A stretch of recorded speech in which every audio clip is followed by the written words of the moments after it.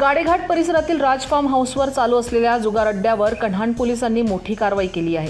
24 August रोजी संध्याकाळी 6 वाजताच्या सुमारास करण्यात आलेल्या या धाडीत पोलिसांनी एकूण 7,58,710 रुपयांचा मुद्देमाल जप्त केला आहे।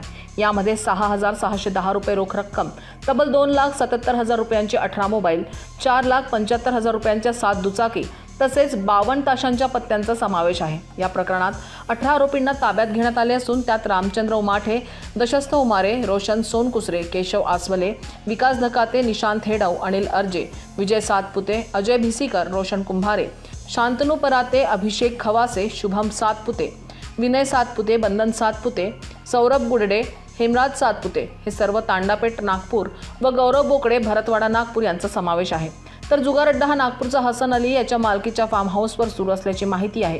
ही कारवाई उपविभागीय पोलीस अधिकारी संतोष गायकवाड यांच्या मार्गदर्शनाखाली पोलीस निरीक्षक वैजयंती मांडवधरे व त्यांच्या पथकाने केली आहे। तर पुढील तपास सुरू आहे।